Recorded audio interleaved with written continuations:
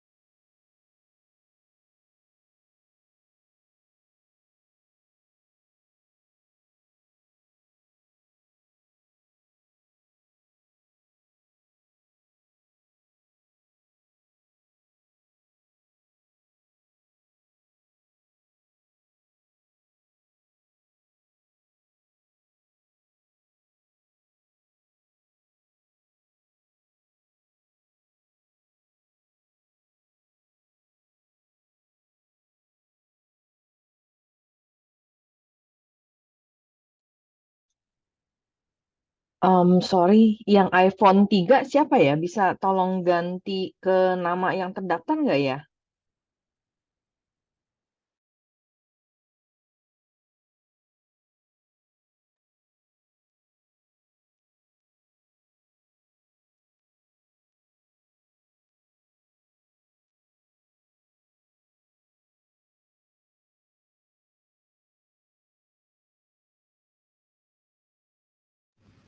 1 menit lagi.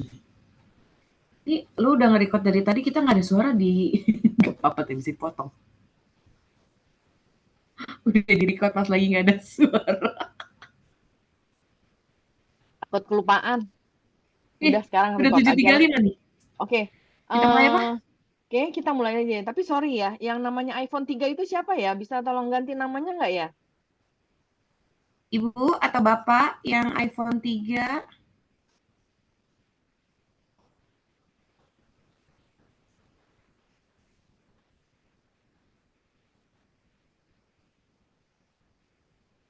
Halo? Oh ya, Ci, sebentar. Oh iya. Iya, maaf. Gantinya dimasuk di participants, Oh, terus nanti udah itu kan keluar nama-nama.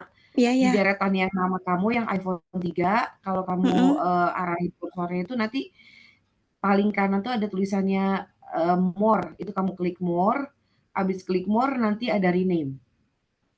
Oh iya. Oke, terima kasih. Terima kasih. Oke, selamat malam ibu-ibu dan satu bapak. Kita mau mulai ya, tidak berlama-lama supaya menyingkat waktu. Dan topik malam ini kita akan membicarakan tentang bullying. Itu topik yang hangat sekali ya, yang banyak mungkin dialami sama teman kita. Nah, di acara malam ini seperti biasa, nanti kalau mau ada pertanyaan, silahkan tulis di kolom chat, atau kalau misalkan mau bertanya langsung, bisa raise hand ya. Nah, untuk pembicara pertama, nanti kalau mau bertanya juga, setelah raise hand, nanti akan kita approve, nanti kalau misalkan sudah, boleh di open cam ya. Nah, pembicara kita malam ini adalah Ibu Yani. Ibu Yani. Ibu Yani. Nah, waktu dan tempat silakan ya, Bu Yani. Ini langsung aja, Bu. Ya, dipersilakan Bu. Langsung aja waktu dan tempat dipersilakan untuk Bu Yani. Baik, bismillahirrahmanirrahim. Assalamualaikum Bapak Ibu semua, selamat malam semuanya. Ya. Nah, terima kasih atas kesempatan yang sudah diberikan. Ini mohon izin menunaikan tugas dari tim manajemen Gifted Community Jakarta ya. Yang topiknya hari ini adalah tentang bullying. Ini mohon maaf, saya agak batuk, jadi suaranya mungkin agak kurang nyaman ya didengar. Terus kemudian sebelumnya juga saya nanti mohon izin kalau tiba-tiba ini ada, kan saya masih punya anak kecil 4 tahun, jadi nanti kalau ada iklan mohon maaf. Dimaafkan Ya, Bu, jadi ini saya juga sambil ngangon Bu. Halo Ekel. Iya, jadi ini mohon izin saya menyampaikan apa yang kami alami dengan anak-anak yang kebetulan mungkin sebelumnya saya perkenalkan diri dulu ya Bapak Ibu, nama saya Yani, saya tinggal di Depok sebetulnya. Terus kemudian saya punya 3 anak, yang nomor 1 perempuan usia 16 tahun, kemudian yang nomor 2 laki-laki usia 13 tahun, dan yang paling kecil 4 tahun perempuan. Gini. Nah, terus kemudian untuk latar belakang saya pribadi, aktivitas saya sebetulnya mengajar. Sebelumnya saya dosen tetap, tapi kemudian karena melihat kondisi anak-anak butuh pendampingan serius, jadi akhirnya saya memutuskan untuk mengambil jadi dosen yang tidak tetap gitu ya, jadi datang hanya untuk mengajar saja. Dan basic saya adalah perawat sebetulnya gitu. Nah, jadi untuk anak saya ini yang nomor 1 dan nomor 2 ini yang pernah mengalami bully dua-duanya. Jadi untuk yang pertama, ini saya boleh share screen nggak ya? Agak sulit kalau mungkin kebiasaan pakai. Boleh Bu. Bisa nggak Bu? Boleh Bu. Boleh Bu, boleh Bu. Ya, supaya lebih efisien waktunya. Ini masih disable.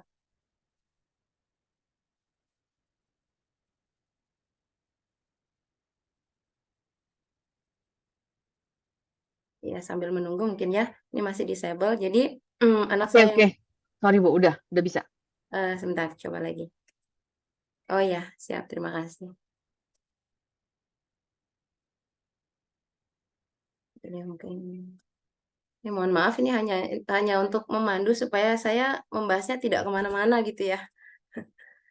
Ya, jadi anak saya yang pertama ini perempuan 16 tahun.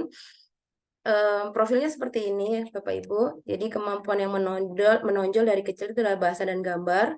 Kemudian kemampuan akademik pada saat SD itu di atas rata-rata, tapi kemudian SMP menurun karena efek bully ini. Kemudian untuk TK dan SD ini dia sering mewakili sekolah di berbagai event, banyak bertanya dan enak diajak diskusi, meraih prestasi akademik dan akademik, memulai pertemanan melalui media gambar. Jadi memang kemampuan anak saya untuk bersosialisasi ini apa ya namanya ya, menjadi PR sih sebenarnya sampai sekarang. Jadi dia kalau berteman dengan orang itu nggak seperti kita gitu, namanya siapa gitu, nggak. Jadi dia gambar dulu, kemudian ketika banyak orang menghubungi dia gitu, terus baru dia diajak ngobrol. Nah, dari situ kadang saya tanya, tadi kamu kenalan punya teman baru siapa namanya? Nggak tahu gitu. Itu yang pertama.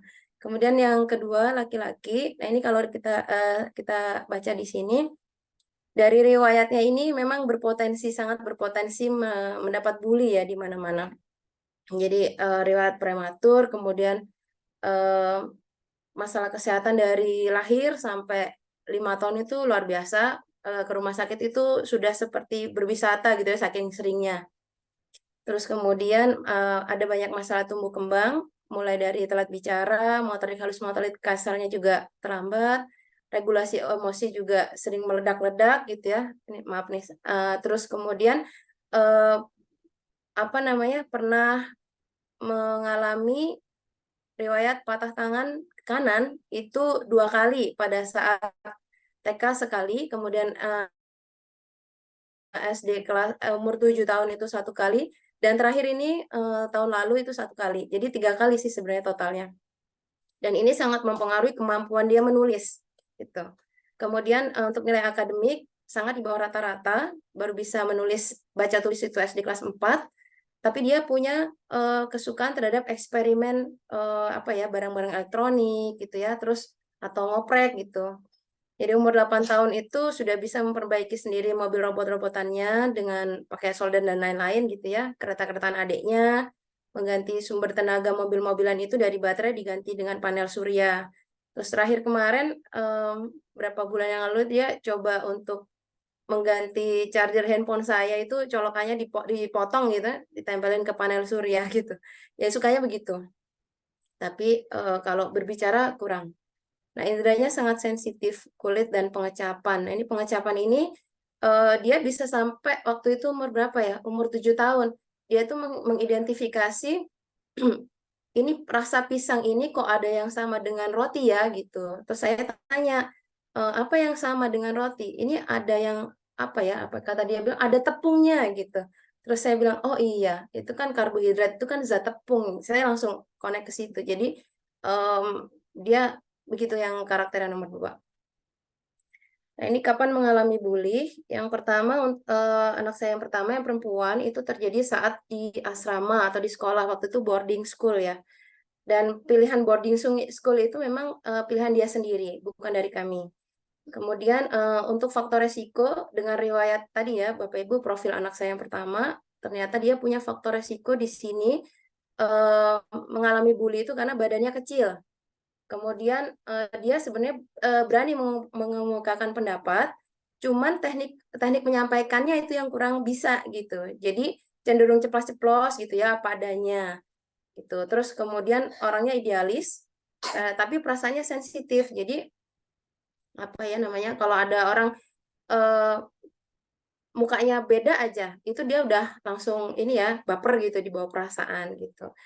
Nah, terus bully yang dialami itu dari bully verbal hingga dikucilkan. Jadi kebayang di asrama tidak ada orang tua gitu ya, dari Misalnya dia yang tadinya mau ikut main, gak usah, kamu di sini aja. Mulai dari yang hal yang seperti itu. Terus sampai akhirnya dalam satu asrama itu ada waktu itu kalau nggak salah itu 13 anak ya. 13 anak. Jadi kalau mereka main ber-12, anak saya ditinggal di kamar. Nah, itu sampai dikucilkan seperti itu. Nah, kami secara pribadi agak sulit mengeksplor penyebabnya apa, karena memang kondisinya di asrama ya, bukan di sekolah yang bisa kami pantau setiap hari gitu. Nah, waktu itu sempat yang yang terceritakan oleh dia itu adalah jadi karena badannya kecil, itu dia sering disuruh-suruh gitu. Misalnya piket harusnya jatah hari Senin, misalnya jadwal piketnya si A. Nah, si A ini badannya besar. Nah, akhirnya dia nyuruh anak saya gitu. Begitu. Dan itu semuanya hampir satu kamar itu memperlakukan anak saya. Akhirnya suatu saat mungkin dia udah ini ya, apa namanya, sudah menemui semua teman-temannya itu, ber-12 itu diminta duduk, terus kemudian dia bilang, kalian mau nggak sih disuruh-suruh kayak aku gitu. Nah, kan disuruh-suruh itu nggak enak, capek gitu-gitu ya. Terus kalau ada kurang bersih atau apa, disalahkan. Nah, itu. Nah, sejak saat itulah kemudian dia dikucilkan gitu. Jadi itu yang tersampaikan ke kami ya. Mungkin ada banyak hal lain yang kami tidak tahu sebetulnya. Nah, kemudian kalau untuk yang anak kedua, ini memang dari kecil. Karena tadi ya kemampuan bicaranya terlambat, terus kemudian macam-macam yang ketertinggalan tumbuh kembang yang dialami. Nah, ini juga sama, mulai dari bully verbal, sering dibilang aneh gitu. Jadi teman-teman di sekolahnya tuh sering bilang dia aneh. Terus kemudian sering ditertawakan atau diejek karena sulit bicara sulit dimengerti, dan sampai yang ini yang saya bintangin itu ya, Bapak Ibu, seperti itu. Nah, kemudian dikucilkan juga. Nah, kalau dikucilkan ini kejadiannya itu mereka anak-anak ini waktu itu masih SD, nginep gitu ya, nginep bareng. Terus karena dia belum bisa membaca, akhirnya jangan temani dia, jangan temani dia. Akhirnya yang lain itu mengeluarkan dia dari kamar itu gitu. Nah, itu. Terus kalau di sekolah itu sama, karena dia tidak bisa membaca, belum bisa membaca sebelum kelas 4 tadi. Jadi dibully gitu ya, dibully dengan kata-kata. Terus kemudian ini yang paling ekstrim, sempat pernah dikeroyok. Jadi waktu itu dia lagi bermain di rumah sih, ini kejadiannya. Bermain terus tiba-tiba dia lari pulang gitu. Terus kami tanya, kok wajahnya seperti orang ketakutan? Kami tanya, kenapa? Aku dikejar-kejar. Pas kami lihat, wah temannya udah banyak banget itu ngumpul di depan rumah gitu. Kamu ngapain gitu? Ya itu karena tadi ya kesulitan berkomunikasi, menyampaikan apa yang dialami. Jadi kami juga sama, kurang paham juga. Cuman wah ini sudah mengancam gitu. Itu yang waktu umur 7 tahun. Nah, waktu umur 11 tahun ini kejadiannya kakaknya yang menemui.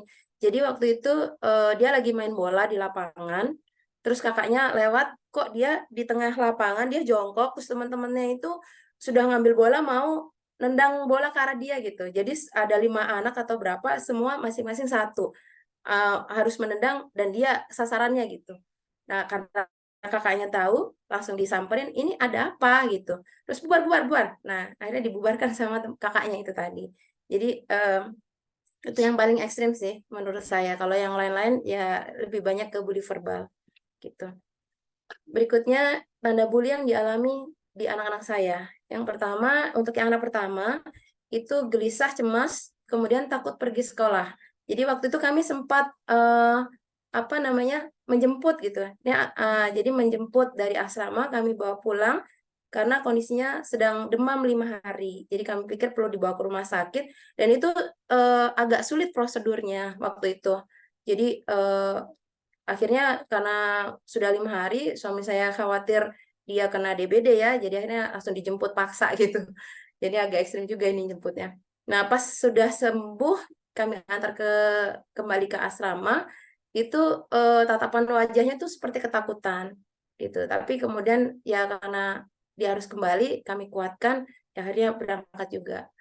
Kemudian menghindari situasi sosial. Nah, ini. Jadi kalau kami apa namanya sedang berkumpul keluarga besar dia tidak mau gitu. Dia lebih menyendiri di kamar gitu. Padahal kan ini keluarga sendiri gitu ya, dan mereka sudah akrab sebetulnya. Tapi karena pengalaman ini, bully ini, akhirnya dia menarik diri gitu, nggak mau ketemu banyak orang kecuali saya, ayahnya, kemudian adik-adiknya itu.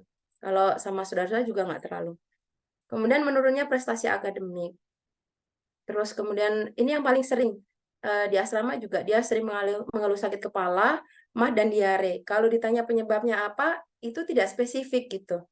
Kadang bangun tidur tiba-tiba sakit kepala, terus atau bangun tidur sakit perut gitu. Nah, kalau di asrama waktu itu, kalau dia sakit, kamar asrama itu dikunci gitu. Jadi teman-temannya sekolah, dia di kamar itu dikunci. Nah, ini agak ekstrim juga kalau menurut saya. Sebenarnya sih tujuannya baik supaya tidak ada yang kemalingan gitu. Tapi justru ini menjadi beban psikologis buat anak saya. Kemudian yang dialami juga adalah gangguan tidur. Ketika di asrama itu sulit tidur. Kalaupun tidur itu jam-jam 8 malam tuh dia bisa tidur, tapi tengah malam sampai pagi itu dia bangun gitu. Berbeda ketika kalau di rumah beda, lebih banyak tidur gitu ya. Terus kemudian banyak diam, sering nangis. Nah, ini sering nangis ini kadang juga nggak spesifik. Kita baru nanya, "Kamu kenapa kok diem aja?" Itu langsung nangis gitu. Dan sulit gitu, sulit menceritakan apa yang dialami. Itu di anak pertama. Kemudian kalau di anak yang kedua, sama enggan berangkat sekolah atau bermain, jadi cenderung di rumah dan banyak tidur kalau yang laki-laki ini. Kemudian sering tiba-tiba marah meledak gitu. Kami nggak tahu ini kenapa tiba-tiba dia marah. Nah, terus yang terakhir ini sering minta uang gitu. Jadi waktu itu sempat kami konsulkan ke ini ya, Steven itu yang fingerprint itu. Kalau info dari konsultannya memang si anak ini, anak saya yang kedua ini, apa namanya, dia itu menaklukkan, dalam tanda kutip, menaklukkan teman-temannya itu dengan jajan gitu. Jadi orang-orang yang menurut dia itu mengancam, itu dijajanin gitu. Jadi itu salah satu trik dia untuk menaklukkan, dalam tanda kutip tadi ya, lawannya, seperti itu. Nah, ini dampak bully yang dialami.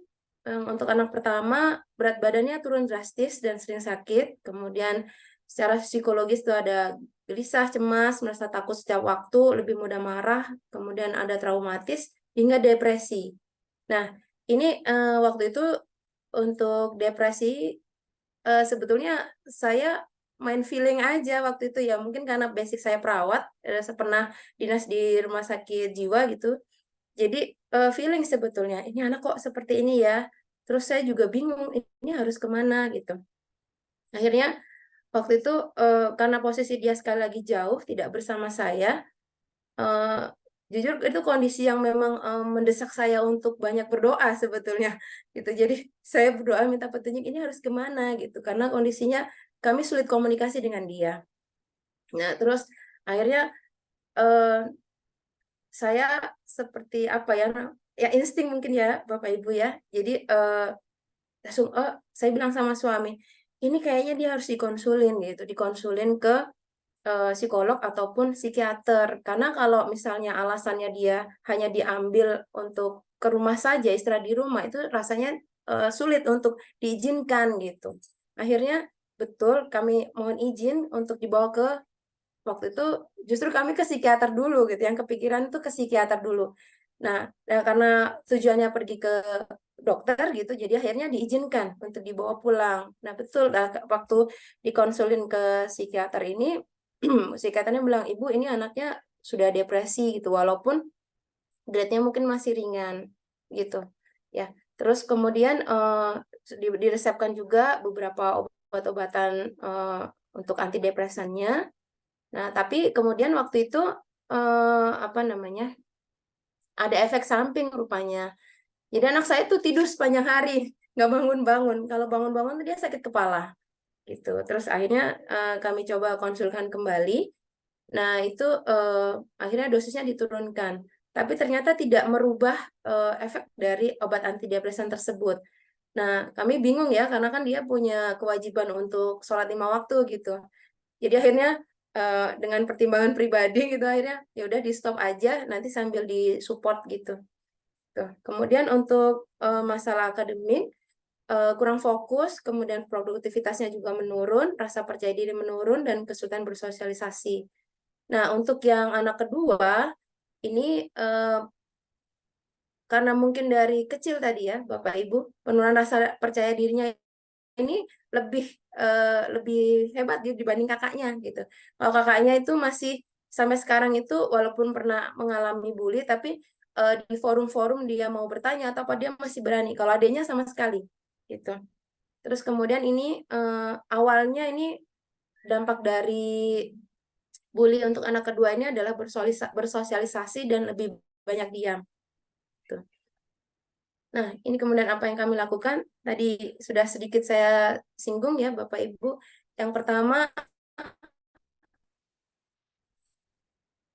lebih banyak mohon petunjuk sih sebetulnya, karena jujur kami waktu itu belum belum terlalu banyak berinteraksi dengan psikolog, psikiater gitu ya, yang profesional. Jadi ya udah ini jalan pertama yang kami pilih. Untuk kedua anak yang adalah bicara dengan empati, mendengar aktif, kemudian tidak mempermasalahkan capaian akademik yang tadinya baik menjadi buruk, itu sama sekali tidak kami bahas. Kemudian kami berikan afirmasi positif, terus banyak dipeluk, terutama yang pertama ini karakternya tuh agak melo ya, jadinya harus lebih banyak tasnya gitu. Terus memperhatikan kondisi anak-anak ya, itu terus kemudian mencari bantuan profesional yang terakhir tadi. Nah, untuk yang spesifik untuk anak pertama, yang saya lakukan salah satunya juga berkomunikasi dengan teman-temannya satu circle gitu. Kalau untuk anak kedua ini tidak saya lakukan karena agak sulit gitu untuk mengidentifikasi ini sebenarnya teman dekatnya siapa ya, yang mana gitu. Nah, kemudian kami juga berkomunikasi dengan pihak sekolah. Untuk anak pertama, karena tadi agak sulit ya Bapak Ibu, kami berkomunikasi dengan sekolah, jadi sekolah itu cenderung menutup mata ketika kami sampaikan bahwa anak saya mengalami bully gitu. Ah enggak kok, di sini nggak ada bully gitu. Nah itu, wah ini respon pertama kok sudah seperti ini. Nah jadi akhirnya selain komunikasi agak sulit dengan pihak sekolah, terus kemudian kesempatan kami berkomunikasi dengan anak saya yang nomor satu ini agak sulit juga, kecuali telepon 1 minggu sekali. Kalaupun menulis surat juga disampaikan ke anak saya itu kadang itu beberapa hari kemudian gitu. Jadi sulit bagi kami rasanya untuk meneruskan tetap sekolah di situ. Akhirnya waktu itu kami putuskan untuk pindah sekolah. Jadi pindah sekolah ke SMP yang bukan boarding gitu. Nah, untuk anak yang kedua, kondisinya ini waktu itu masih SD ya. Jadi kami komunikasi dengan pihak sekolah, misalnya tentang dia belum bisa membaca. Sedangkan di sekolah itu pagi hari itu ada sesi untuk anak membaca di depan, teman-temannya mendengar.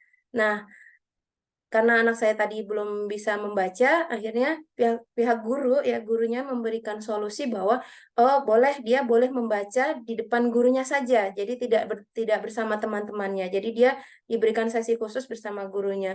Artinya kami melihat bahwa pihak sekolah ini bisa diajak kerjasama. Jadi kami tetap melanjutkan di sekolah yang ini gitu ya, untuk yang SD-nya. Terus kemudian kami lanjut dengan ini yang terakhir ya kali ini sih, kondisi terakhir anak-anak saat ini. Jadi setelah mengalami masa-masa bully, kalau yang tadi yang nomor 1 di SMP, kemudian yang nomor 2 ini dari kecil, dan bahkan sampai sekarang itu kebetulan dua-duanya sekarang boarding Bapak Ibu. Nah untuk yang nomor 1, waktu itu saya pastikan, kamu mau setelah SMP mau kemana? Aku mau boarding lagi gitu. Rupanya kami baru tahu dia memutuskan boarding lagi itu untuk menantang dirinya, sudah ke sini gitu. Nah waktu itu kami coba bawa dia ke psikolog kembali. untuk konsultasi, ini sudah siap belum untuk boarding lagi. Khawatirnya trauma yang waktu SMP itu terbawa gitu. Nah, waktu itu disampaikan bahwa dia sudah siap 85%, artinya masih ada potensi trauma ya gitu. Nah, terus waktu itu ditanya sama psikolognya, apa yang membuat 15% ini masih ada trauma gitu. Yang pertama dia bilang adalah tidak dipercaya sama orang-orang. Kemudian ya itu sih yang paling yang disebut pertama kali itu. Nah, terus kemudian waktu pertama kali kami bawa survei ke boarding yang SMA ini, kami memastikan bahwa pihak sekolah ini atau pihak boardingnya ini bisa diajak berkomunikasi. Jadi kami ceritakan riwayat anak kami ini pada saat SMP seperti apa, terus kemudian ternyata untuk yang SMA ini alhamdulillah bebas gitu ya berkomunikasi. Jadi kalau sewaktu-waktu kami membutuhkan telepon itu boleh, terus kemudian anak-anak bisa menulis surat itu dipersilakan, atau kalaupun misalkan membutuhkan untuk dijemput sewaktu-waktu pun itu boleh. Nah, ini yang membuat kami agak aman gitu ya, merasa oh ya sudah oke deh gitu. Nah, dan kondisinya saat ini juga masih terus berjuang Bapak Ibu. Tapi terakhir kemarin pekan lalu itu kami coba tanya kan kemarin saya sempat bertanya atau sempat bercerita ya bahwa ini anak sudah berhari-hari nggak masuk gitu, nggak masuk sekolah gitu. Bilangnya sakit tapi ada di asrama cuma nggak sekolah. Ini kenapa gitu? Rupanya ya tadi ada ada teman yang jadi mereka satu kepanitiaan, kebetulan anak saya ini karena masuk ke tim kreatif dan dia harus menyelesaikan tugasnya. Nah, waktu itu hanya anak saya aja ini yang diminta untuk mengerjakan, padahal satu tim itu ada 5 orang. Terus saya tanya, kenapa kok cuma kamu? Karena yang lain desainnya pakai Canva gitu, sedangkan dia ori gitu ya, dia gambar pakai tangan seperti itu. Nah, saya bilang, kamu sudah di warning sama ibu wali kelas, kalau kamu masih terus tidak masuk nanti bisa tidak naik kelas gitu. Akhirnya rupanya dia menyampaikan itu kepada temannya yang mempressure dia untuk mengerjakan terus gitu ya. Dia sampaikan bahwa kondisinya dia bisa tidak naik kelas kalau dia sakit dan tidak masuk gitu.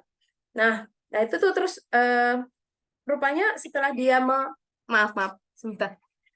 Jadi kecilkan dulu ya. Nah, jadi rupanya setelah dia menyampaikan itu terjadi kerenggangan hubungan ya pastinya ya Bapak Ibu ya. Nah, terus saya tanya, kamu pas habis ngomong itu kamu gimana perasaannya? Aku nangis katanya. Aku nangis. Dia nangis ke teman dekatnya. Kebetulan ada 3 orang teman dekatnya di asrama. Aku nangis. Nah, terus apa yang kamu rasakan setelah kamu nangis?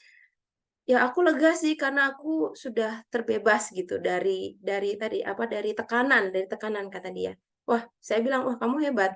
Kamu bisa memprioritaskan apa yang memang harus diprioritaskan," saya bilang. Gitu. Jadi walaupun efeknya adalah hubungan kamu dengan teman yang satunya itu renggang, tapi nggak usah khawatir, nanti lambat laun berjalannya waktu ketika dia butuh sama kamu, dia pasti akan baik lagi sama kamu. Saya pastikan, saya berikan support seperti itu kepada dia, supaya dia tetap kuat gitu ya, karena memang jauh dari orang tua. Terus kemudian support yang lainnya ya masih sama ya Bapak Ibu ya, kami pantau dia dari jauh lewat surat, lewat telepon, kemudian kalau kebetulan ada kesempatan video call 1 bulan sekali, kalau selebihnya telepon biasa. Nah, kalau di video call saya lihat, kadang dia kalau udah nggak sumringah gitu ya wajahnya atau kemudian tertunduk, wah ini pasti ada apa-apa. Nah, saya langsung kadang setelah telepon saya langsung kontak ke wali asramanya. Nah, gitu. Terus kemudian, nah ini yang poin terakhir. Ini saya sempat tawarkan ke dia, kamu mau konseling psikolog nggak? Ya udah aku mau katanya. Nah, ini di awal kelas 10 waktu itu. baru adaptasi di kehidupan asrama awal-awal gitu. Nah, waktu itu dia sempat satu kali konseling dengan psikolog, tapi kemudian dia nggak mau lagi. Katanya nggak usah, tidak mengubah kondisi, kata dia gitu. Jadi rupanya dia mungkin sudah mulai, mungkin karena sudah SMA ya, sudah mulai punya cara sendiri untuk menyelesaikan masalahnya. Terus kemudian sudah apa ya namanya ya, sudah punya mekanisme coping ya, atau mekanisme pertahanan diri untuk menghadapi masalah-masalahnya seperti itu. Walaupun sampai saat ini juga masih terus berjuang gitu. Nah, kemudian untuk anak yang kedua sama, karena ini sekarang sudah SMP dan boarding juga, dan ini pilihan mereka juga. Jadi waktu setelah lulus dia sampaikan bahwa aku mau boarding, ya kami juga surprise gitu ya. Hah, kok mau boarding, kan kondisinya jauh dari orang tua. Iya, nggak apa-apa, aku mau boarding. Baiklah gitu. Terus kami sama karena sudah ada pengalaman di kakaknya tadi, kami pilih boarding yang memang mudah diajak komunikasi ya. Terus kemudian kalau ada apa-apa tuh kami bisa mengambil dia dengan mudah gitu. Nah, terus sampai saat ini masih sama, kecenderungan dia untuk membaca itu masih sangat kurang gitu ya. Bahkan cenderung agak nggak mau, harus dipaksa gitu. Karena memang SMP-nya adalah SMP akademik banyak, jadi mau nggak mau dia harus membaca. Nah, ini yang dilakukan dia. Jadi dia mencoba untuk belajar hadroh, jadi memainkan alat musik dengan tangan ya. Kemudian dia mencoba untuk menjadi petugas upacara dan yang lain-lain yang sifatnya non akademik gitu. Nah, sama sih ini untuk support yang dari kami juga sama, yang intens komunikasi dengan pihak sekolah.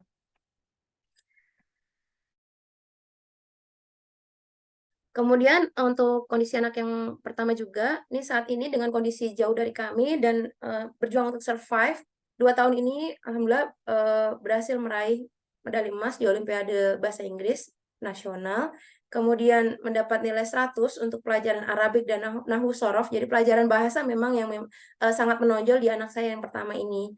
Kemudian, nah ini, karena ada pengalaman bully tadi, dia tidak mau prestasinya diumumkan.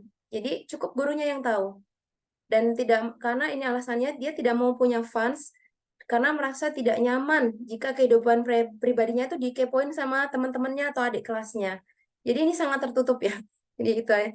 Terus kemudian mencoba untuk mandiri secara ekonomi dengan menjual gambar. Jadi kalau temannya punya foto keluarga, dia gambar gitu ya, dibikin gambar. Nah, dari gambarnya itu dia sudah bisa beli jajan sendiri atau beli buku, mainan, souvenir untuk adik-adiknya, baju, kerudung itu dia sudah bisa. Terus kalau untuk yang nomor 2, saat ini tuh sedang senang untuk perform hadroh ya. Jadi ada kesempatan diundang juga keluar sekolah gitu untuk mengisi acara-acara. Nah, kalau sama juga untuk kemandirian ekonomi, jadi ini rupanya di asrama itu mungkin karena anak laki ya, Bapak Ibu, bajunya itu sering bolong gitu, terutama yang di bagian dengkul. Nah, itu dia belajar menjahit. Bahkan waktu itu minta ke saya untuk dibelikan alat jahit lengkap, 1 set, dan kemudian dari situ rupanya dia menerima jahitan dari teman-temannya. Jadi kalau ada baju temennya bolong, ya dia yang jahit gitu. Nah, ini dari sini dia bisa beli mainan ya. Kebanyakan sih kalau yang kedua ini beli mainan untuk kakak sama adiknya. Nah, mungkin itu saja Bapak Ibu dari saya. Dan ini yang selalu menjadi motivasi saya pada saat menghadapi masalah-masalah bersama anak-anak gitu. Jadi sebetulnya bersama kesulitan itu ada kemudahan. Itu aja dari saya, Bapak Ibu, terima kasih. Baik, terima kasih. Pertanyaan akan ditampung dulu ya, sementara biar kita berikan waktu berikutnya buat Pak Santo. Nanti setelah Pak Santo cerita baru kita buka sesi tanya jawab ya. Pak Santo, waktu dan tempat dipersilakan ya. Oke, terima kasih Bu Lucy. Oke, selamat malam Bapak Ibu. Ada Bapak nggak di sini nih malam ini? Untuk teman-teman semua, saya panggil teman-teman aja ya. Oke, sebelumnya thank you nih karena saya ditunjuk untuk jadi speaker kali ini. Kalau mungkin sebelum-sebelumnya saya juga jadi sekaligus pengurus juga ngurusin untuk acara SIC atau Sharing is Caring. Mungkin sebelumnya 1 menit ya, Bu Lucy, boleh izin nih. Dari teman-teman yang masuk atau join malam ini, yang pertama kali ikut SIC ada atau mungkin member baru, saya ucapkan selamat nih. Jadi SIC ini boleh raise hand, Bu Lucy, siapa yang baru pertama kali SIC dan juga join pertama member ya. Thank you. Jadi SIC adalah salah satu program bulanan, sedikit ya, karena bisa untuk bisa sharing antar member. Sebelumnya juga thank you Bu Yani sharingnya. Saya juga ikut belajar nih dengan Bu Yani. Tadi ada sedikit saya juga mirip-mirip dengan apa yang saya terjadi pada saya. Oke, langsung saja karena waktunya juga Sama-sama Pak, terbatas. saya malah berguru Kenapa? sama Bapak ini. Kenapa? Iya. Iya, Oke, berguru ya sama sama-sama Bu. Bapak. Oke, berjuang ya Bu ya. Oke, saat ini sih ya, saat ini kita kan sharing ya. Jadi saya tidak serapih Ibu Yani nih menyiapkan dalam bentuk slide. Jadi saya akan sharing secara verbal saja, tapi semoga bisa mewakili apa yang terjadi dan memberikan insight ke teman-teman. Oke, sebelumnya saya perkenalkan diri dulu. Saya Santo ya. Jadi ada 3 anak saya. Yang pertama adalah perempuan, yang kedua laki. Yang pertama itu sekarang sudah umur 20 tahun. Ya, sudah kuliah semester 5, kemudian yang kedua itu mau kuliah tahun depan, jadi kelas 12. Nah, yang terakhir laki itu jauh, jadi baru bulan ini, next week, itu ulang tahunnya bareng sama Bu Victoria. Tanggal 24, ingat. Nah, itu nanti 7 tahun. Ya, nah itu. Nah, sebelumnya saya akan jam dulu kenapa kok saya menjadi sharing bullying ya untuk malam ini. Jadi memang ini ada rentetannya semua sih dengan apa yang terjadi hingga saat ini. Jadi memang yang akan saya ceritakan adalah anak saya yang pertama sebenarnya.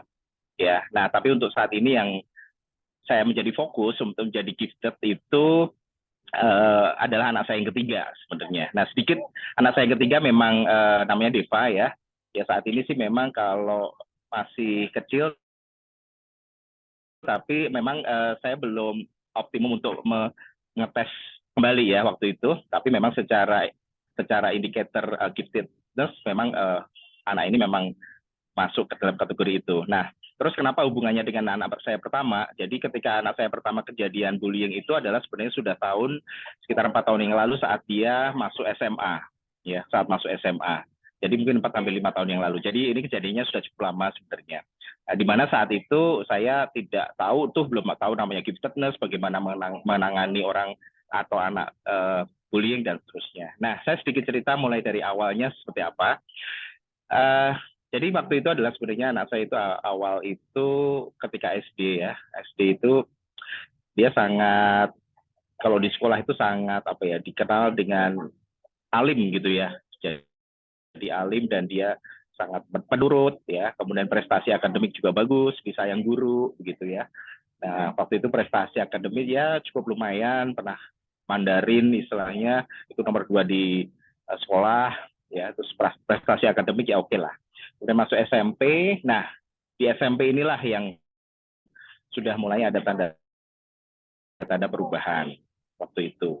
Ya, jadi itu sekitar 5-6 tahun yang lalu sebenarnya sudah lama. Nah, yang menjadi puncaknya adalah ketika kemudian dia lulus SMP.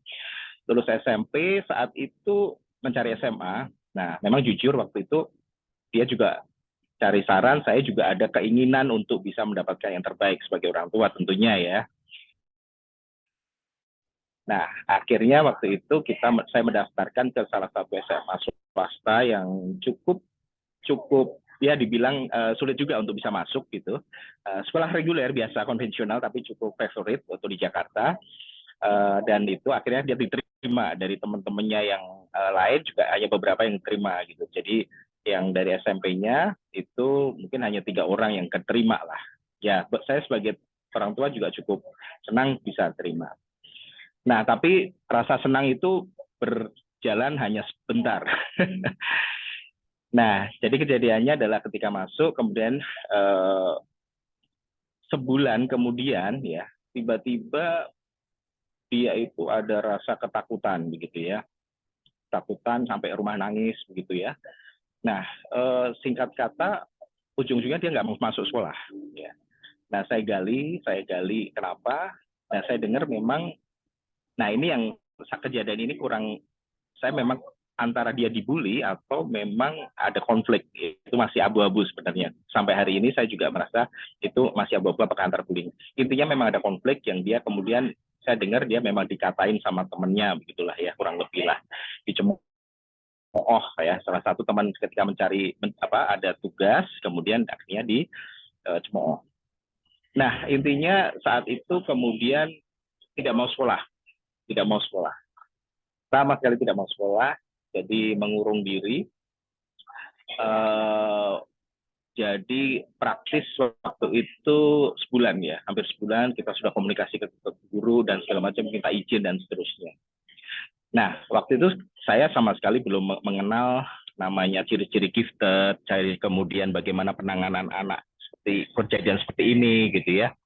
Nah, apalagi waktu itu memang masa-masa saat itu saya pun juga tidak terlalu fokus pada anak, terus terang saja jujur, karena ya saya bekerja, kemudian juga sering pulang malam gitu ya. Jadi saya begitu dikabarin istri saya anak begitu ya cukup stres juga istilahnya begitu ya.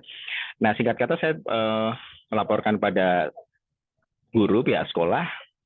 Ya, mereka mengerti, tapi mengertinya memang dalam arti saya tidak menyalahkan sekolah, tetapi mereka akhirnya memberikan ultimatum. Nah, ada satu kejadian ketika waktu itu dipanggil PP akhirnya, kayak semacam mereka memberikan ultimatum bahkan justru, dan bahkan surat pernyataan. Surat pernyataan. Jadi masuk atau tidak, tanda tangan berjanji akan begini. Jadi approach-nya seperti itu waktu itu. Saat itu pun saya juga cenderung akhirnya juga agak sedikit membela sekolah. Ini loh, ya harus ikutin dong begini, ini harus disiplin begitu. Ya, dia sih tanda tangan ya, dia tanda tangan, tapi ya, akhirnya hari berikutnya juga tetap nggak masuk sekolah. Ya, nah jadi hubungan komunikasi saya dan istri pun menjadi sangat jelek akhirnya dengan anak saya itu waktu itu.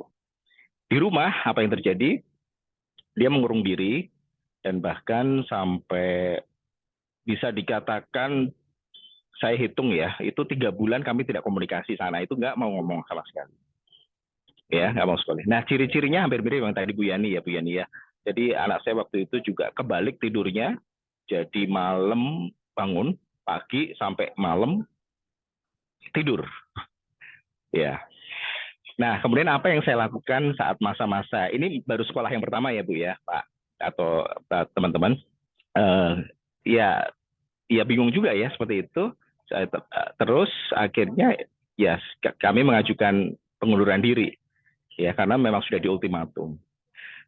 Itu hal yang tambahan lagi bahwa di situ sekolah itu sangat strict. Itu ada satu aturan bahwa kalau mengundurkan diri harus membayar biaya sekolah sampai kelas 3 SMA.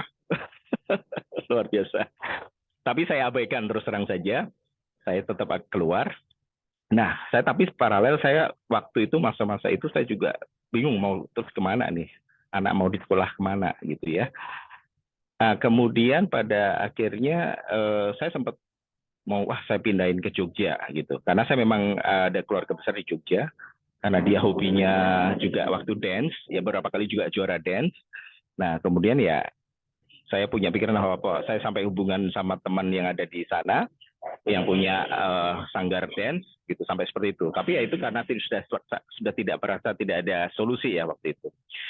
Nah, setelah itu kemudian saya mencoba ada homeschooling ya. Homeschooling dengan sangat terpaksa begitu waktu itu.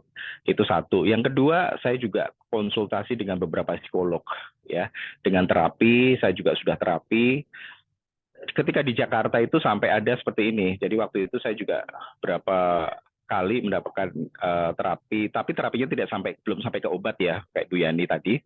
Jadi pernah kemudian sampai si psikolog juga mengirimkan stafnya ke rumah begitu, karena saking kami sudah angkat tangan untuk bisa komunikasi ya. Nah, terus ada kejadian juga dia juga sampai pergi dari rumah. Ini perempuan ya Bu ya, pergi dari rumah. Waktu itu juga pergi mengurung, dikunci, begitu tiba-tiba dia keluar, terus dia udah pakai pakaian pergi gitu. Ya saya kejar juga gitu, saya kejar, dia naik bajai, saat ini naik busway, udah terus saya nggak bisa ngejar. Tapi saya cuma percaya saya berdoa aja sama ini ya, sama istri, ya pasti pulang lah. Tapi memang benar, kemudian malamnya itu sudah larut itu pulang. Tapi langsung masuk kamar gitu. Ya itu kejadian-kejadian ya, cuma detail satu persatu saya memang nggak saya ceritakan satu-satu, itu yang cukup ekstrim ya, cukup ekstrim. Padahal itu waktu itu sampai lompat dia ambil tangga, padahal rumah saya kunci itu, seperti itu. Kemudian kamar pun juga dikunci ya, kamar dikunci, saya lompat dari jendela, saya buka paksa gitu apa. Jadi ya sempat kalau komunikasi, kenapa sih kamu kenapa, nggak tahu dia sampai apa istilahnya. Ya ini agak dramatis memang, jadi apa rambutnya dijambak-jambak sendiri lah kurang itu. Aku nggak tahu kok seperti ini gitu. Ya itu kejadian detailnya gitu. Oke, nah kemudian tadi sampai mana ya? Kemudian akhirnya saya coba untuk ke homeschooling ya, saya pindahkan ke homeschooling. Nah, cuma memang ya saat itu ini topik sebelumnya ya, homeschooling atau flexi school sih sebenarnya kita itu ada perbedaan ternyata ya. Saya juga belajar dari pembicara sebelumnya tuh, dari teman sebelumnya. Jadi mungkin flexi school ya, jadi memang sangat fleksibel. Jadi salah satu homeschooling saat itu memang ya ada konsultasi juga ke psikolognya gitu, ada psikolognya. Jadi akhirnya sudah masuk. Tapi ketika masuk pun juga itu full online ya. Saya pun cuma hanya pasrah ya, syukurlah sudah punya belajar ya gitu. Yang penting belajar aja, ada belajar. Nah, nggak berapa lama, itu 1 bulan 2 bulan itu masih saya lihat ya, antara belajar sama nggak belajar saya juga nggak tahu gitu kan. Kemudian oleh salah satu orang tua temennya itu, aduh coba dong masuk ke SMA yang dulu, maksudnya yang sama dengan SMP. Nah, disinilah kejadian bullying yang kedua, yang benar-benar bullying kalau ini ya. Nah, itu masuk, akhirnya saya juga cerita ke pihak sekolah, ya, sekolah yang ini yang kedua berarti ya. Yang ketiga berarti ya. Pertama yang tadi ada kejadian, terus yang kedua homeschooling, terus ini yang ketiga. Saya ceritakan ke kepala sekolah, sampai geleng-geleng kepala, wah kok sekolah yang pertama begini ya, kok sampai begitu, kok malah disuruh surat pernyataan dan seterusnya. Sangat baik sekali, mereka sangat respon, oke silakan masuk. Hari pertama masuk, hari kedua masuk, sambil deg-degan setiap hari. Apa yang terjadi? Sampai akhirnya sekolah itu juga mengirimkan guru BP untuk tidur di kamar. Semalam tidur di situ karena pengen mendampingi anak saya. Nah, terus inilah kejadian suatu saat dia di kelas itu, sebenarnya hanya sepele bullyingnya ya. Tapi mungkin karena anak saya ini sudah kondisi yang rapuh, yang sangat sensitif. Nah, itu tadi malam saya konfirmasi lagi, saya takut salah lagi ya, karena sudah lama. Karena ini saya agak sedikit clue sedikit, sekarang kondisinya sudah sangat membaik. Oh ya benar, jadi waktu itu confirm bahwa itu memang dibully. Jadi ketika duduk, ada salah satu temennya cowok itu tempat duduknya dibasahin. Hanya sebatas itu saja sebenarnya. Cuma kebetulan si anak ini yang membuli ini memang sudah terkenal nakal. Nah, itu kelas tahu, pihak sekolah tahu, tapi anak saya sudah kadung, akhirnya hari berikutnya ya terlanjur udah nggak mau sekolah gara-gara hanya seperti itu. Tapi ya itu bagian dari bullying juga kan. Jadi duduk basah roknya gitu loh Bu, teman-teman. Jadi kursinya dibasahin sama si anak ini. Katakanlah namanya si M. Ya udah anak saya nggak masuk lagi. Itu hanya seminggu jadi masuk di sekolah yang ketiga itu. Nah, kabarnya karena kejadian itu si M tadi akhirnya dikeluarkan ke sekolah juga sebenarnya. Karena kejadiannya sudah tidak hanya sekali membuli teman-temannya ya.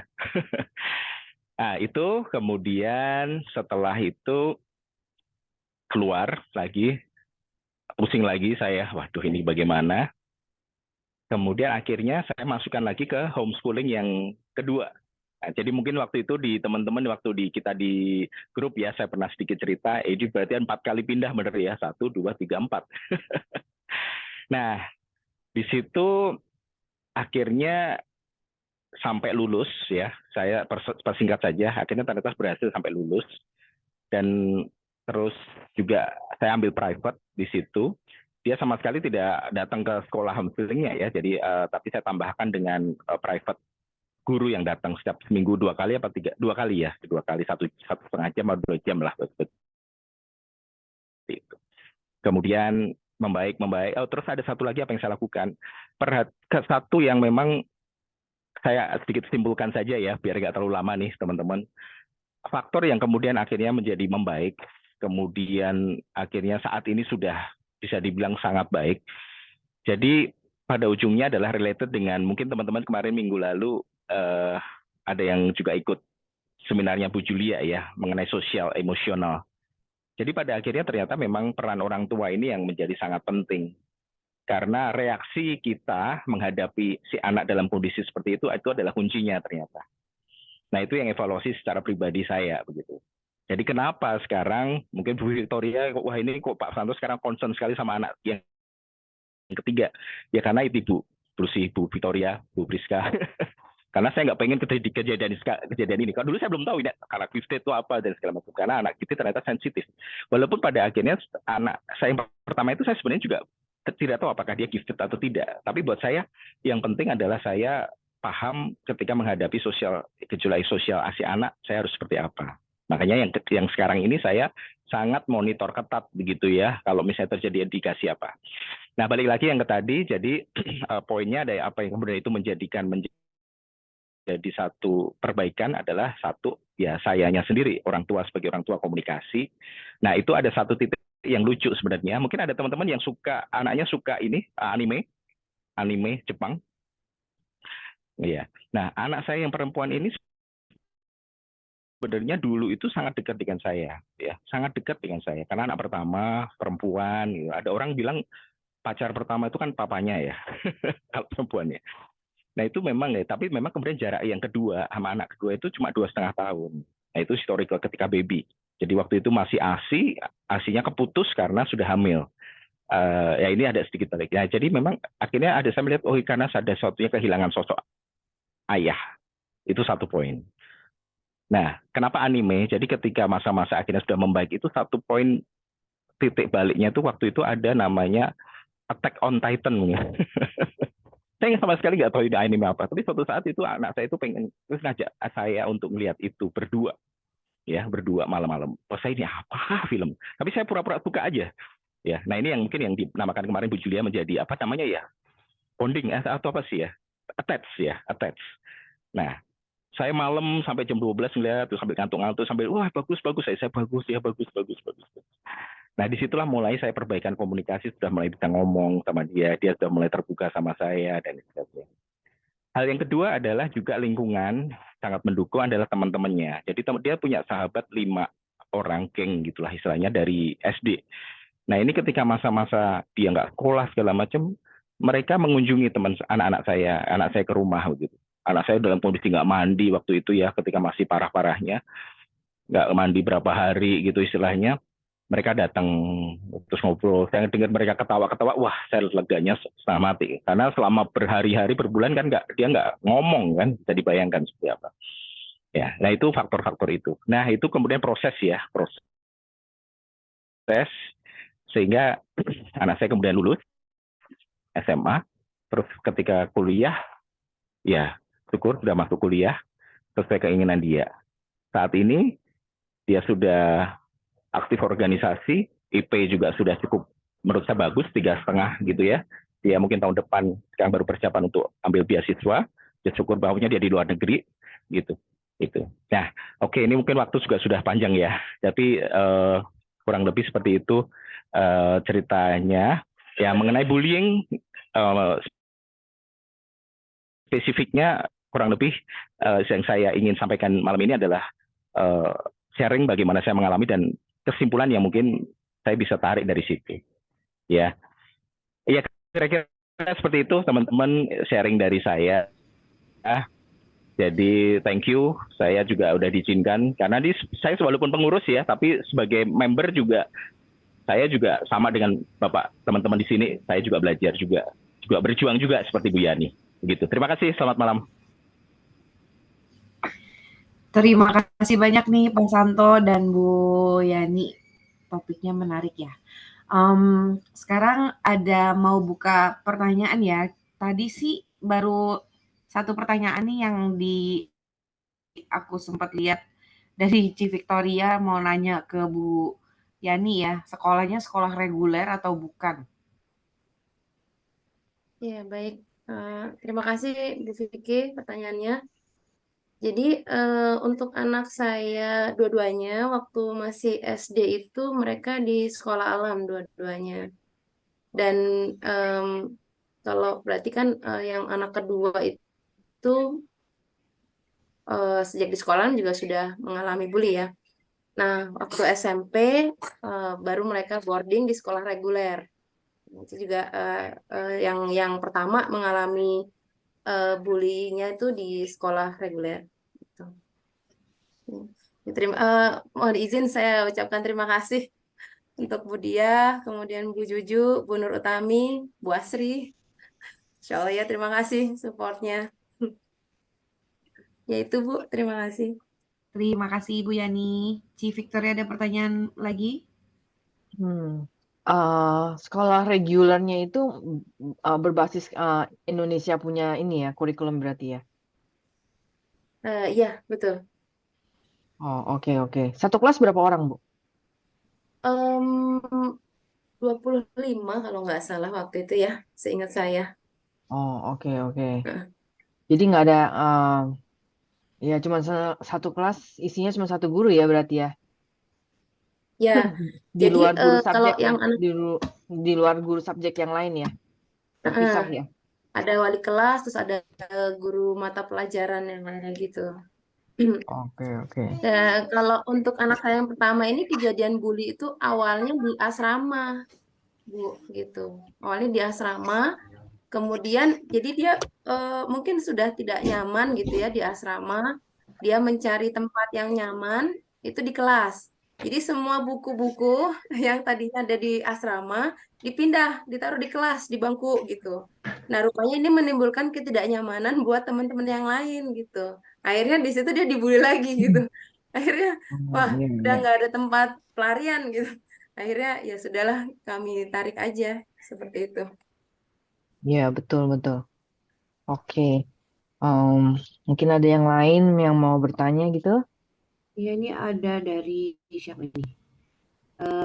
Aku suka lihatnya. Buat Bu Yani dan Pak Santo dari Bu Nur Utami. Kira-kira dulu waktu dibully pernah punya perlawanan nggak, Bu? Bu Yani dan Pak Santo. Iya. Halo, Pak Santo, Bu Yani dulu. silakan. Bu Yani. Bu Yani dulu silakan Bu. Nanti habis itu Saya saya. dulu. Kalau untuk anak pertama itu karakternya itu cenderung nurut ya Bu ya. Jadi pertama kali dibully itu dia diem dulu gitu, masih melihat kondisi gitu. Sampai ya ketika dia tadi mengutarakan apa yang dia rasa gitu, tambah dibully lagi gitu. Jadi apa namanya waktu itu waktu kondisi di SMP itu dia belum punya keberanian ya, belum punya keberanian yang lebih gitu. Dan kondisinya memang waktu itu dia tidak punya teman dekat. Berbeda dengan yang SMA ini. SMA ini ketika dia dibully, dia bisa membela dirinya ya, mengutarakan apa yang dia rasa. Terus ketika mendapat tekanan lagi, dia ada apa namanya? Dia punya teman dekat gitu, ada 3 orang. Nah itu mungkin jadi apa ya? Salah satu penguat juga buat anak saya yang pertama gitu. Nah kalau untuk anak saya yang nomor 2, waktu masih kecil sih dia sering pulang gitu. Jadi kalau dibully sama teman-teman yang saat bermain dia pulang. Nah di rumah itu dia diam. Nah kita nggak, ini anak pulang main kok diem kenapa ya? Gitu. Langsung kita intervensi. Nah kalau di sekolah em, apa namanya? Memang ini anak kalau berangkat sekolah itu agak sulit, gitu.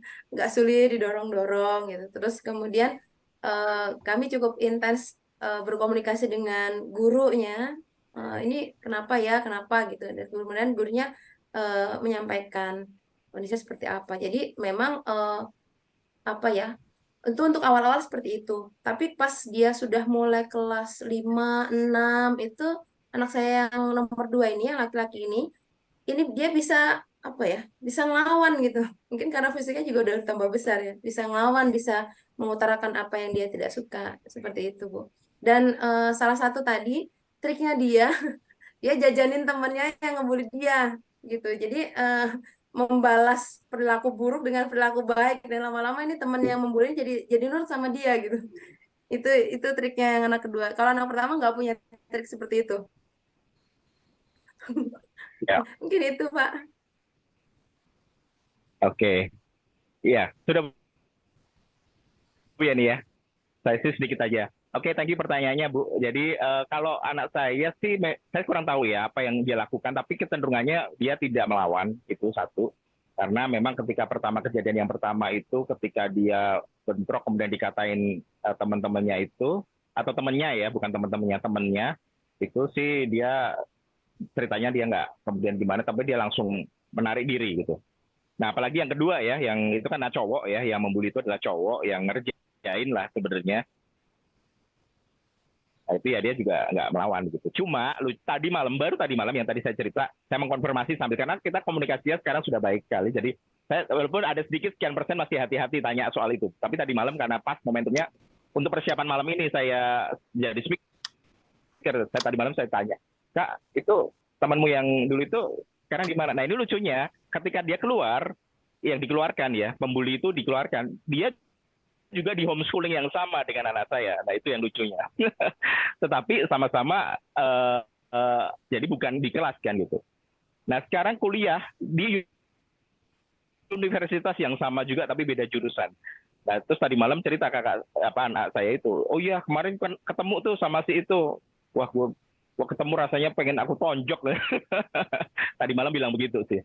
Ya, tapi sambil ketawa sih ya. Nah, itu sekarang bisa bilang begitu sih Bu. Tapi ketika waktu itu ya dia reaksinya nggak seperti itu, udah langsung benar-benar nggak mau sekolah kan waktu itu. Itu sih Bu. Ya.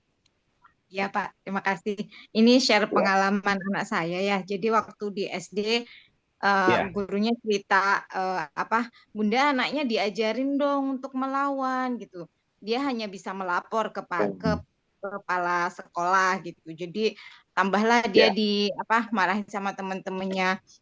Nah, ketika SMP ini kebalik, sekarang dia dibully sedikit langsung mukul. Ini yang jadi ini anak saya harus bersikap gimana ya gitu. Saya sudah mencoba menasihati kan, enggak apa-apa itu kan mungkin kakak sensitif gitu, temennya enggak Ma, mereka kalau enggak saya pukul dia nggak akan pernah berhenti gitu. Gitu sih, saya jadinya masih sekarang meraba-raba apa yang harus saya lakukan gitu sih Pak. Terima kasih sharingnya. Ya, sama-sama. Terima kasih Ibu buat pertanyaannya. Ada pertanyaan berikutnya ya dari Ibu Arum buat kedua narasumber. Ada tips atau triks nggak atau indikator dalam memilih sekolah yang sekiranya bisa terminimalisasi resiko bullying terhadap anak gifted? Maksudnya cara memilih sekolah kali ya, tips and tricksnya supaya minimal bullying lah terhadap anak gifted. Tips and tricks memilih sekolah. Ya. Bu Yani silakan. Dua-duanya ya. Sama. Buat Bu saya. Ya, ini silakan Mas Santo duluan. Saya mikirnya pertanyaan berat banget ini. Oke. Iya, jadi saya menceritakan pengalaman saya dulu ya Bu ya. Karena waktu itu saya benar-benar fokus saya adalah bagaimana anak saya akhirnya sekolah begitu kan. Saya juga nggak tahu apakah ini ada bully atau tidak. Tapi kalau kayak homeschooling ya pastinya waktu itu karena salah satu yang menjadi saya pikiran karena dia sama sekali nggak pengen ketemu sama temen gitu kan. Jadi pilihan yang tepat waktu itu ya homeschooling. Ya. Cuma pertimbangannya sekali lagi ya itu karena dia maunya begitu. Yang penting dia mau begitu ya, itu udah menjadi yang prioritas. Ya tentunya otomatis karena dia tidak ketemu teman-temannya sama sekali ya otomatis tidak ada bullying kan begitu. Nah, tetapi katakanlah misalnya saya kemudian dihadapkan pada suatu pilihan ini saya harus gimana nih, apakah bullying atau tidak, memang itu tidak mudah ya kalau menurut saya karena secara statistik ya, ini saya sedikit teori dan sedikit informasi, kan saya pernah sharing juga di grup bahwa memang bullying ini menjadi satu kejadian yang sudah sangat serius di dunia pendidikan. Jadi berapa dari berapa anak begitu kan sudah mengalami bullying kan begitu ya. Berapa persen ya, waktu itu saya lupa angkanya di grup. Terus yang kedua memang kementerian kan memang sudah membentuk peraturan untuk adanya komite anti bullying ya.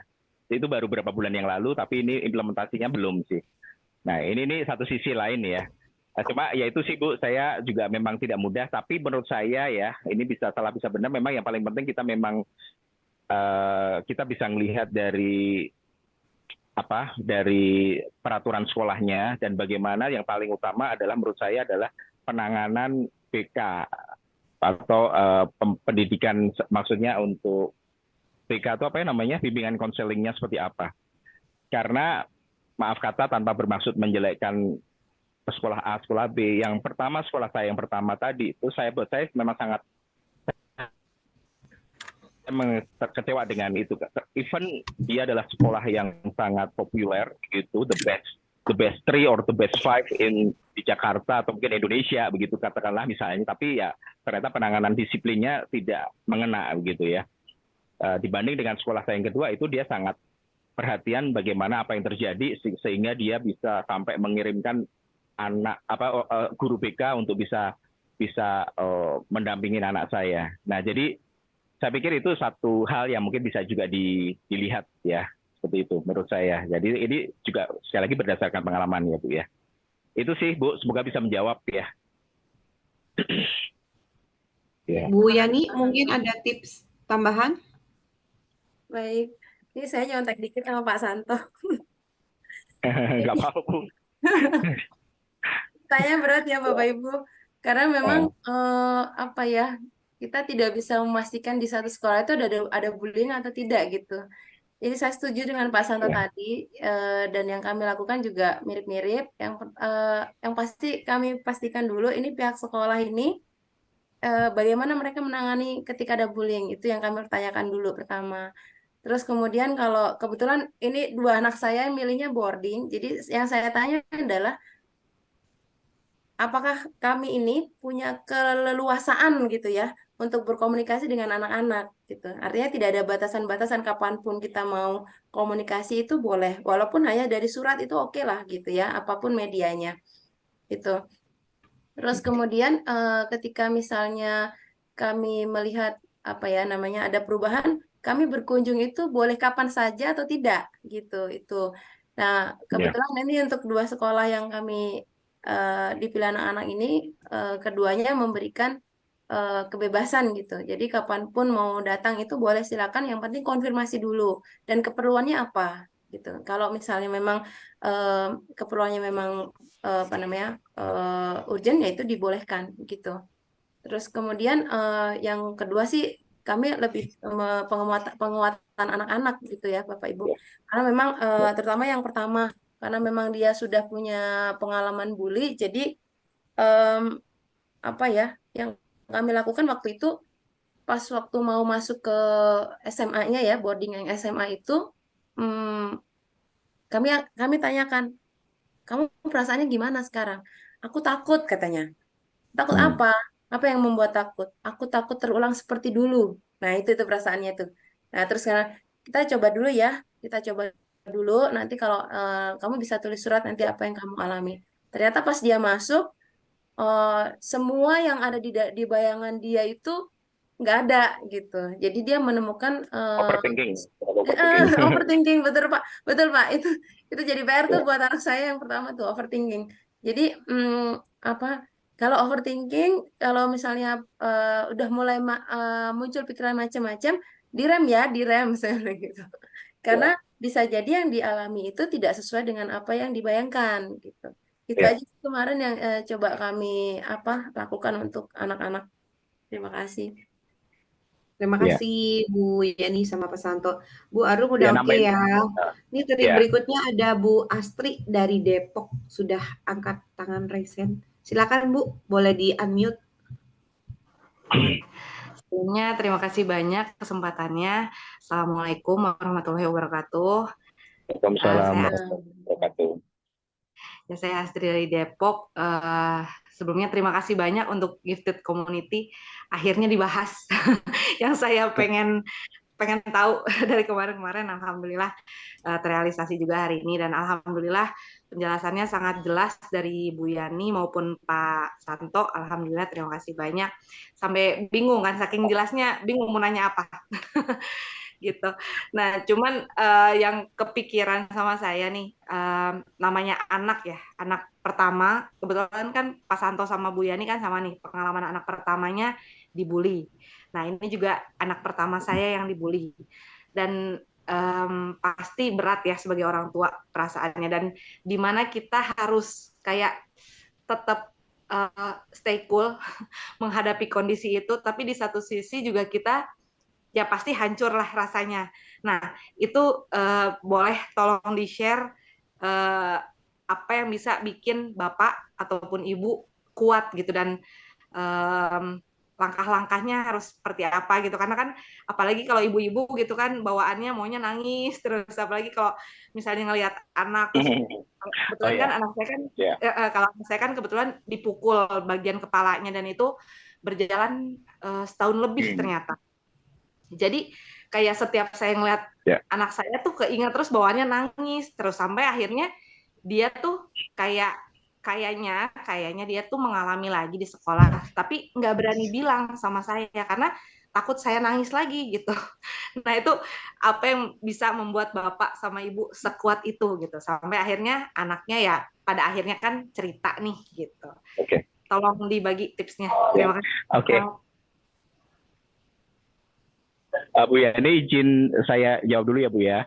Sama ini mohon maaf nih Bu Victoria, saya itu kan maaf teman-teman semua, saya pakai handphone, jadi ini tadi lowbat karena saya itu baru pindah rumah, jadi nggak sempat ngecas tadi. Jadi mohon maaf, ini saya duluan jawab, takutnya nanti keburu mati handphonenya. Oke, thank you Bu pertanyaannya, terima kasih. Jadi ya saya juga belajar hanya berdasarkan pengalaman sih Bu. Jadi gimana untuk bisa kuat ya, itu pertanyaan yang bagus. Yes, jadi faktor yang juga dari sisi pribadi saya juga kerjasama orang tua Bu, antara suami istri. Itu sangat penting sekali untuk komunikasi, karena itu sangat kondisi yang sangat emosional menghadapi saat masa-masa itu ya. Rasa khawatir, rasa malu, rasa marah, begitu ya. Ekstrimnya saya pernah sampai, ya saya ngaku aja ini, ngaku dosa, saya pernah nampar anak saya yang pertama itu. Gitu. Pernah. Yang saya juga sesali saat itu gitu, karena saking emosinya. Nah, itu kalau saya ulang lagi, wah ini saya salah itu. Nah, kemudian yang kedua juga, ya kita kerjasama saling memahami, karena kita harus kerjasama antara suami istri ya Bu ya. Karena saya waktu itu juga sibuk, wah ini kok udah capek-capek mahal-mahal, itu kan sekolahnya, ini saya sudah habis berapa ya, saya sih bukan masalah uangnya, tapi ya memang waktu itu masa-masa itu sudah tidak hanya mengeluarkan uang, tenaga, biaya, konsultasi psikolog sampai berapa, hipnoterapi, itu bisa dihitung berapa gitu ya. Nah, jadi ya itu sangat-sangat memang, dan itu berjalan hampir 3 tahun, ya 2 tahun 3 tahun. Ya itu satu kunci kita kerjasama sebagai orang tua antara suami istri, komunikasi juga saling. Nah itu tidak mudah. Ya tentunya juga dengan spiritual, kita masing-masing punya keyakinan agama. Saya juga waktu itu juga konsultasi dengan ini gimana ya berdoa udah pasti. Ya. Nah jadi ya itu sih Bu. Nah kemudian sedikit tadi menambahkan mengenai soal sekolah. Yang tadi ini pertanyaan sebelumnya ya, saya ada tambahan untuk memilih anak agar tidak terjadi bully. Tadi memang benar yang tadi Bu Yani juga bilang, menguatkan ya, artinya sebenarnya bully itu tidak bisa dihindari hari-hari. Karena tingkat bullying pun juga sangat berbeda. Kita mencemooh atau istilahnya ngejek, walaupun ngerjain secara ringan, itu sebenarnya juga bully. Tapi masalahnya reaksi yang orang dibully seperti apa, kuat atau tidak kan begitu. Jadi memang harus kita kuatkan anak kita begitu. Nah untuk bisa menguatkan ya harus komunikasi, dia terbuka dengan kita gitu. Ketika tidak terbuka kan dia akan merasa sendiri kan gitu. Ya ini benar sekali itu, ya karena itu nggak bisa dihindari bully itu. Cuma anak saya kenapa kok waktu itu rapuh? Karena rapuh ya, kondisinya sangat rapuh, sangat sensitif ya, akhirnya terjadi seperti itu.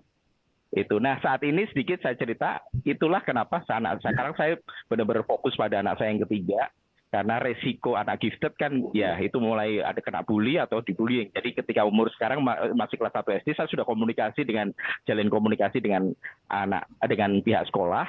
Jadi ketika masuk SD, saya sudah ceritakan anak saya begini. pasti sekolah sangat terbuka. Jadi oke Pak, kita lihat 1 semester ini ya. Ini sudah hampir 1 semester nih. Saya pun juga ngeliat ini sambil lihat ini anak saya gimana. Terus setiap hari saya diminta untuk bikin jurnal. Jurnal anak saya itu ngapain aja, apa yang dipelajarin setiap hari. Nah, ini saya cerita sedikit ke yang sekarang ya, apa yang untuk mengantisipasi yang semoga tidak terjadi lagi. Terus yang ketiga, memang kalau saya melihat dari ceritanya Bu Yani, memang kecenderungannya memang terjadinya adalah di akhir balik ya Bu Yani ya, ketika SMP, SMA. Jadi memang kita sebagai parents, mungkin teman-teman di sini masih usia SD, usia TK, nah itu memang perjuangannya memang masih panjang, seperti Bu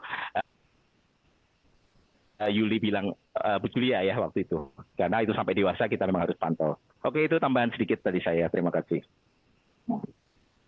Bu Yani, ada tambahan, Bu? Ya, sedikit aja Bu.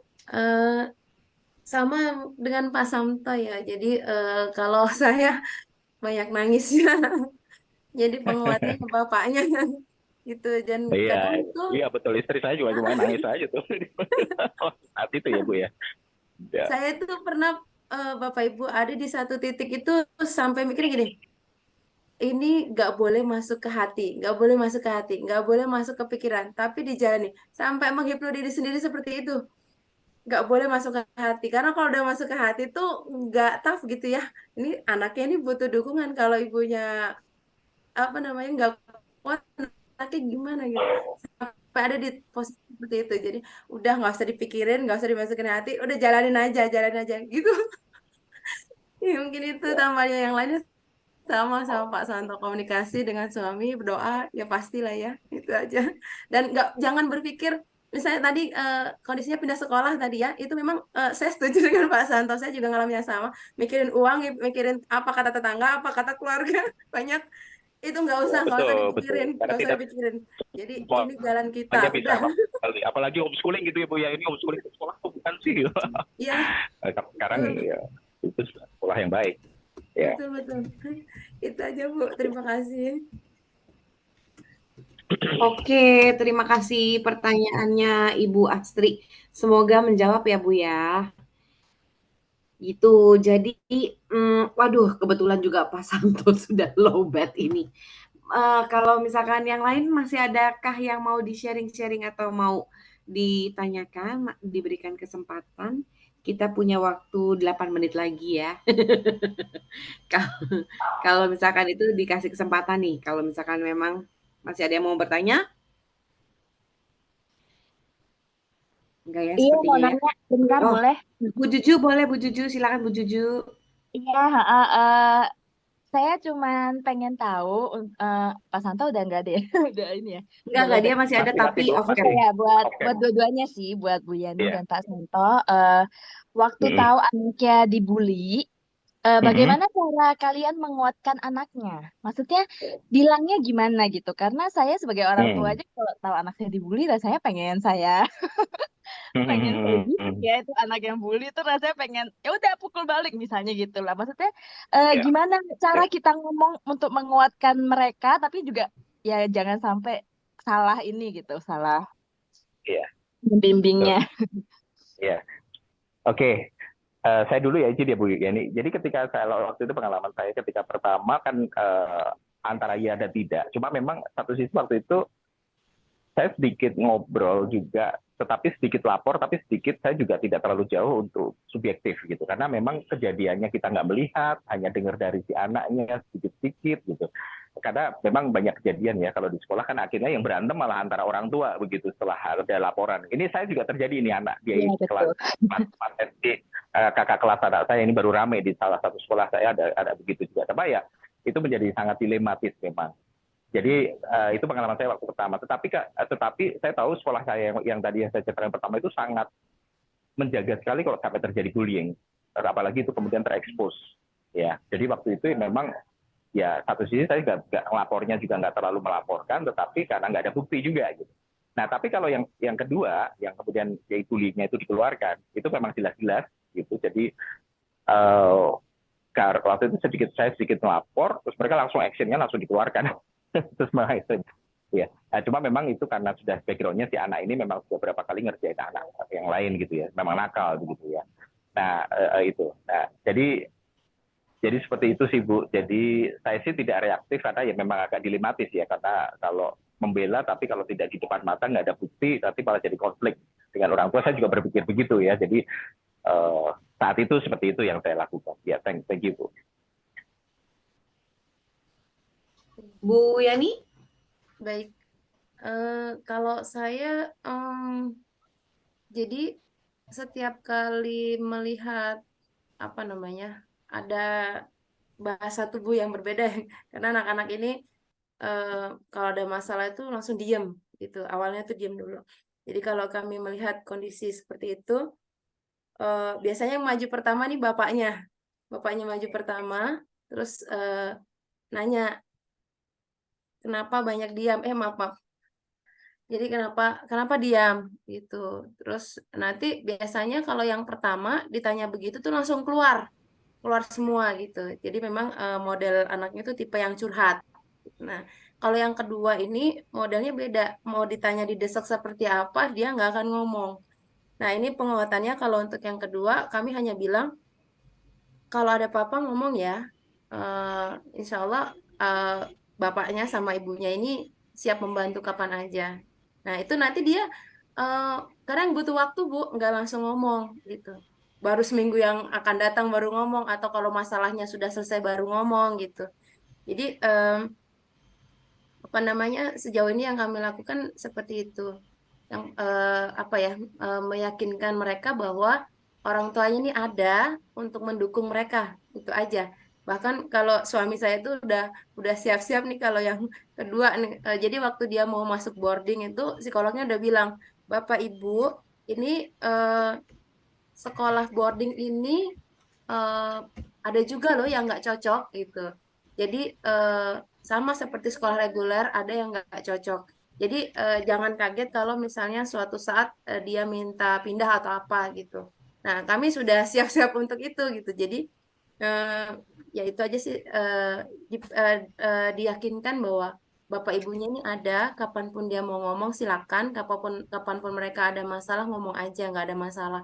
Dan kami juga kadang-kadang mereka cerita tuh sebenarnya terkaget-kaget gitu ya, tapi mencoba untuk datar gitu, nggak ada ekspresi karena ya tadi mereka sangat sensitif dengan perubahan ekspresi kita ya.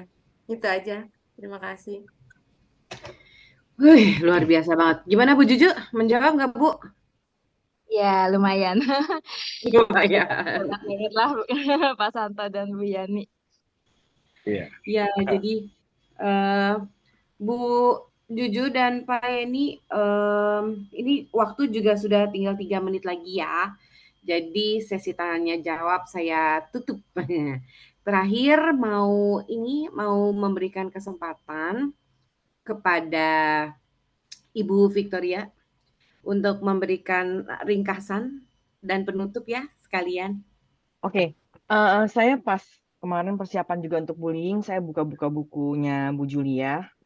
Saya akan bacakan mengapa anak gifted itu menjadi target dari bullying. Yang pertama, dia memiliki kemampuan yang jauh lebih tinggi daripada teman-temannya. Kita udah tahu ya hal itu. Yang kedua, karakter kepribadiannya yang sangat rentan, di mana emosionalnya dia itu kan sangat down banget, nanti up down, nah itu ya. Jadi itu menjadi salah satu target bullying.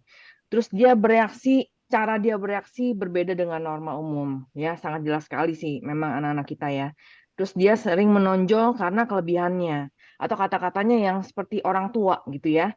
Terus memiliki humor derajat yang sofistikasi yang tinggi, kan berbeda ya. Kalau mereka lelucon juga berbeda gitu kan, nggak sama seperti anak-anak yang lain. Terus dia nggak suka anak yang tidak suka untuk sikap yang basa-basi, sopan santun, langsung straight to the point. Kalau ngomong apa, tegas begitu ya. Kalau bisa nusuk hati gitu kan ya.